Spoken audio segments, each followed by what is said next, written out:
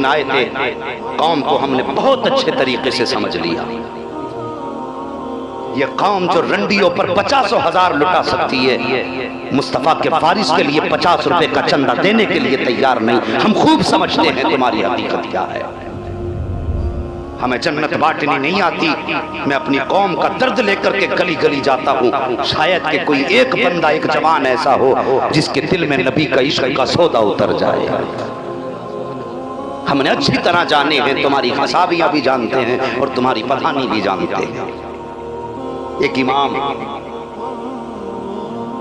जिसकी हालत कैसे बयान करूं, मेरे पास फोन आया। मुफ्ती साहब, उसने फोन करके कहा, हजरत जी कोई ऐसी तंजीम भी हो जो उलमा के लिए खैर सोचे, भला सोचे। मैंने कहा खैर तो है, बात क्या है?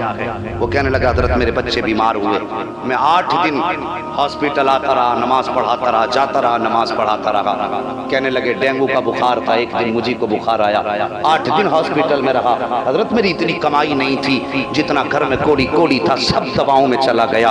8 दिन के बाद जब मैं अपने गाँव वहाँ पहुँचा जहाँ इमामत करता था, कहते अभी मैंने बैग नीचे नहीं रखा था कि इतने में मस्जिद के मुतवल्ली ने आके कह दिया, जाइए तुम्हारा हिसाब करने आए हैं हम, तुम्हारे लिए मस्जिद में जगह नहीं है। अल्लाह अकबर, कलेजे फटते। उस इमाम के जुमले थे। उसने कहा, हजरत जी मैंने कहा था साहिब, जितना पैसा था, जो पूंजी थी, मैंने खर्च कर दी, दवाइयों में लग गई और मैं अपनी रजा से तो गैर हासिल न रहा। मैं बीमार हो गया, ये रब की मर्जी थी और जो पैसा था सब खर्च हो गया। मेहरबानी करो, रमजान तक रह लेने दो। अगर अभी निकालोगे मेरे बच्चों की रोजी रोटी कहाँ से चलेगी? मैं तुमसे 50,000 का कर्जा नहीं मांगता, बस चाहता हूँ 2 महीने के लिए इमामत पे रहने दो। ये जालिम कौम इतनी जालिम है।